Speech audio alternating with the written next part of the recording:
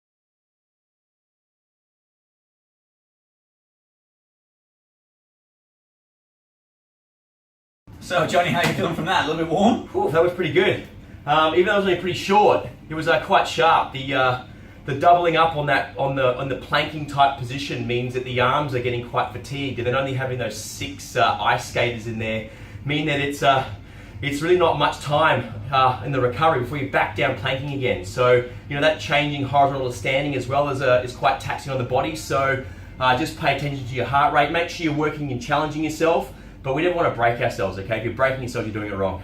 Absolutely, and like Johnny says, tough way to treat the heart. So if you are in any way, shape or form not feeling at 100%, look, we would always recommend you come in, have a little look at our radar readiness scorecard, if you like, each session that you do.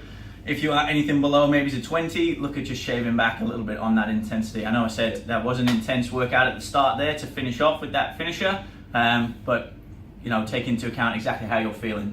That's it. All right, nice work guys.